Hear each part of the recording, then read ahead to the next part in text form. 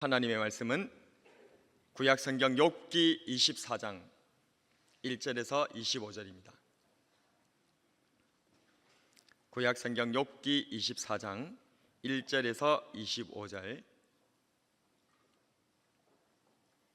교독하시다가 마지막 절 같이 읽겠습니다. 어찌하여 전능자는 때를 정해놓지 아니하셨는고, 그를 아는 자들이 그의 날을 보지 못하는고.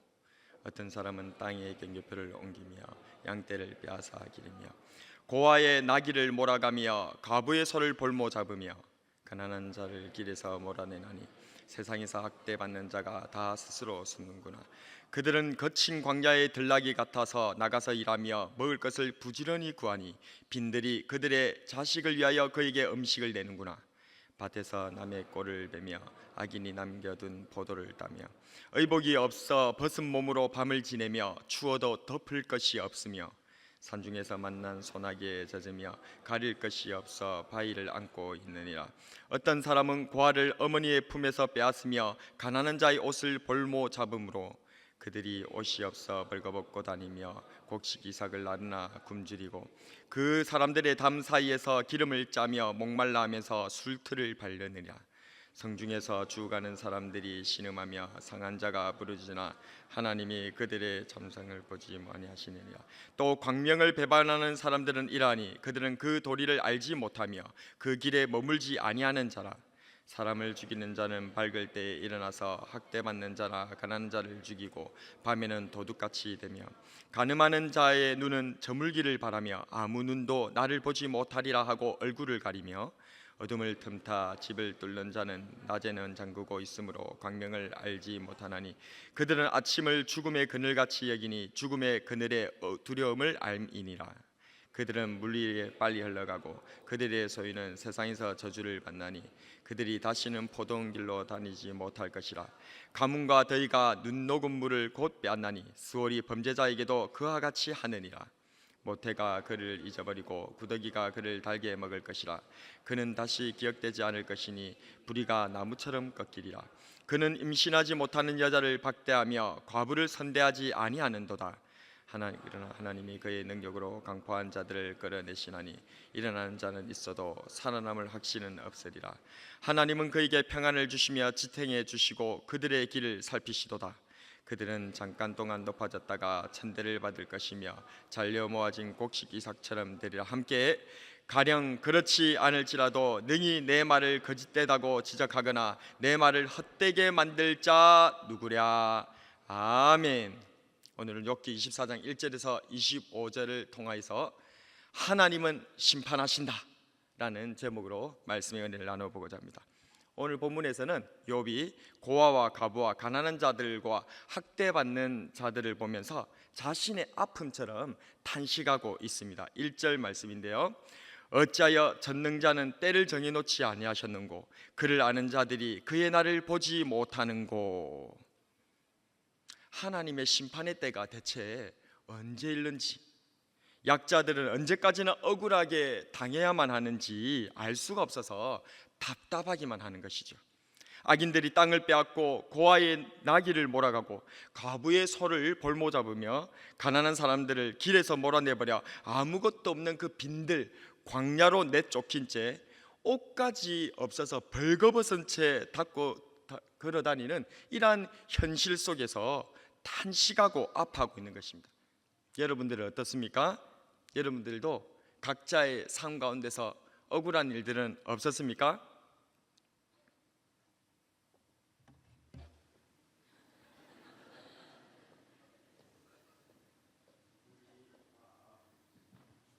우리 똑똑이들 왔습니까? 예수를 배우시고. 여러분들 어때요? 여러분들 억울한 일 없었습니까? 엄마가 다짜고짜 알아보지도 않은 채 그냥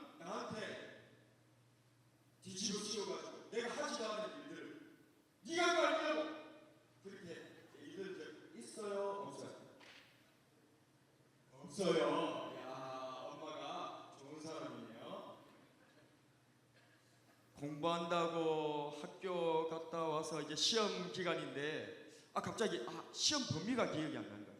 그래가지고 휴대폰으로 톡을 켜가지고 친구한테 시험 범위 물어보고 있는데 갑자기 엄마가 문을 활짝 열고 들어오더니 또 공부 안 하고 니 톡하고 있었지?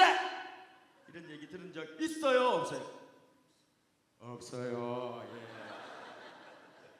우리 이렇게 아이들이 굉장히 엄마를 보호해주고 있습니다. 예. 우리 엄마들이 굉장히 훌륭한 엄마들입니다. 우리 학생들도 우리 모든 성도님들도 이렇게 억울한 일들이 있을 수가 있는 것이죠. 시험을 치는데 컨닝한 친구가 도리어 시험 성적이 잘 나오는 모습들을 볼 때가 있고요. 또 어떨 때는 우리는 열심히 주일날 하나님 앞에 예배드리러 교회에 나왔는데 그런데 주일날 교회 안 오고 학원 가고 공부한 친구들이 더 좋은 대학들을 가고 우리보다 더 앞서 나가는 그런 모습들을 볼 때에 마음이 상하고 억울할 때가 있을 수도 있다는 것입니다. 약한 친구들을 괴롭혔던 학교에서 힘짱 일진들 그런 친구들이 도리어 요즘 TV에 보니까 연예인들이 되어가지고 사람들의 환호를 받으면서 있는 그런 모습들을 볼 때에 얼마나 우리의 마음속에 답답한 마음, 억울한 마음들이 있을 수가 있다는 것입니다. 힘있고 돈 있고 능력 있는 사람들한테 치여서 너무나도 억울한데 도리어 그들 앞에서 내가 키가 죽어서 내가 피해자인데 내가 당한 사람인데 도리어 내가 그들의 눈을 피하고 다닐 수밖에 없는, 눈도 제대로 맞추지 못하고 고개를 숙이고는 스스로 숨고 피하고 다닌 적은 없었습니까? 욥 시대에도 이런 일이 너무나 흔했던 거예요. 4절 말씀 함께 읽어보겠습니다. 4절입니다. 가난한 자를 길에서 몰아내나니 세상에서 학대받는 자가 다 스스로 숨는구나. 아멘. 피해자들이, 억울한 자들이 도리어 스스로 피하여 숨을 수밖에 없는 세상. 그런데도 우리 하나님께서는 그저 침묵하고만 계신 것 같습니다.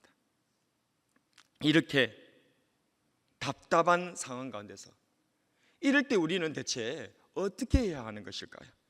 부르짖는 기도조차도 하나님께 상달되지 못하는 것 같은, 마치 끝없는 캄캄한 터널을 지나고만 있는 것 같은, 다시는 오지 않을 것 같은, 봄이 오지 않을 것만 같은 그런 추운 겨울, 메마른 겨울을 지나는 것만 같은 내 인생길에서 이 답답함 때문에 이 어떻게 해야 될지, 왜 하나님께서는 응답하시지 아니하시는지, 왜 하나님께서는 내 기도를 들어주시지 않는 것인지, 왜 이렇게 우리는 억울한 상황 가운데 빠져 있는 것인지, 그렇게 답답할 때 우리는 어떻게 해야 하는 것일까요? 대체 무엇을 해야 하는 것일까요? 하나님의 심판을 기억해야 되는 줄로 믿습니다. 무엇을 기억하자고요? 하나님의 심판을 기억하시는 저와 여러분 되시기를 바랍니다. 하나님께서는 반드시 심판하시는 줄로 믿습니다. 아멘.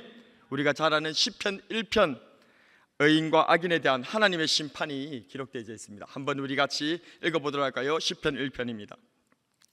복 있는 사람은 악인들의 꾀를 따르지 아니하며 죄인들의 길에 서지 아니하며 오만한 자들의 자리에 앉지 아니하고 오직 여호와의 율법을 즐거워하여 그의 율법을 주야로 묵상하는도다. 그는 시냇가에 심은 나무가 철을 따라 열매를 맺으며 그 잎사귀가 마르지 아니한 같으니 그가 하는 모든 일이 다 형통하리로다. 악인들은 그렇지 아니하며 오직 바람에 나는 겨와 같도다. 그러므로 악인들은 심판을 견디지 못하며 죄인들이 의인들의 모임에 들지 못하리로다. 무릇 의인들의 길은 여호와께서 인정하시나 악인들의 길은 망하리로다. 아멘. 믿으십니까? 악인의 부귀영화가 영원할 것 같지만은 그의 죄의 결과는 참담한 것입니다. 세상에서는 그가 잘 나가는 것처럼 보입니다. 그 누린 것이 한순간에 지나가고 그 모든 것들이 한순간에 날아간다는 것을 믿으시기를 바랍니다. 부모조차도 돌보지 못하는 비참한 상황 가운데 그 죽음을 맞이하게 될 것입니다. 높은 자리에서 끌어내림을 당하고 잘려버린 이삭같이 되고 말 것입니다. 22절과 24절 말씀 같이 한번 읽어보겠습니다. 시작. 그러나 하나님이 그의 능력으로 강포한 자들을 끌어내시나니 일어나는 자는 있어도 살아남을 확신은 없으리라. 그들은 잠깐 동안 높아졌다가 천대를 받을 것이며 잘려 모아진 곡식 이삭처럼 되리라. 아멘. 그러니 더욱 기도에 힘써야 될 줄로 믿습니다. 기도를 멈추지 말고 악한 재판장 앞에 섰던 그 억울했던 가부와 같이 기도하는 저와 여러분이 되기를 진심으로 축복합니다. 다시 한 번 더. 끝난 줄 알았죠? 예. 우리 고등부 한번 가보겠습니다. 전에 우리 담임 목사님을 통하여서 악한 재판장, 하나님도 사람도 두려워하지 않고 무시했던 그 악한 재판장 앞에 섰던 그 억울했던 가부 이야기 들었죠?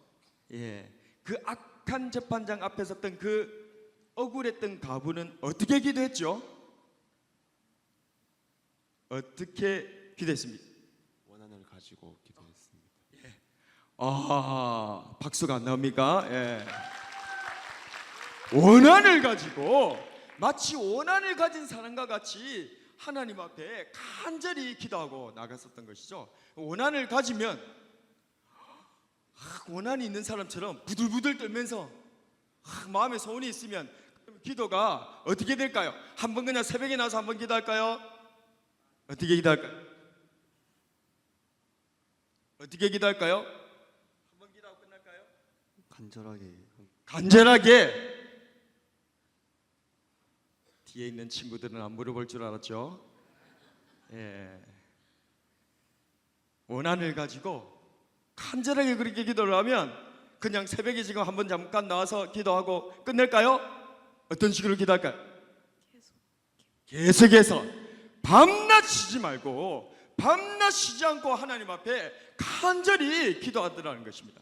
맞습니다. 그렇습니다. 우리 친구들이 얘기했던 것 같이 우리 하나님께서 우리들에게 말씀해 주신 것 같이 그 사람도 두려워하지 않고 하나님도 두려워하지 않고 그랬던 악한 재판관이랄지라도 그 가부가 억울한 마음을 가지고 밤낮 쉬지 않고 원한을 가진 사람과 같이 하나님 앞에 간절히 그렇게 나아가는 기도가 우리들에게 필요할 줄로 믿습니다.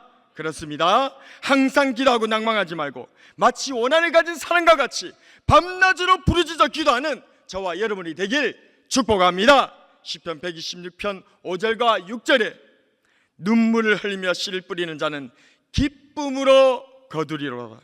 울며 씨를 뿌리러 나가는 자는 정녕 기쁨으로 그 단을 가지고 돌아오리로다. 아멘. 말씀을 정리하겠습니다. 하나님께서는 살아계시는 줄로 믿습니다. 하나님께서는 심판하시는 분이신 줄로 믿습니다.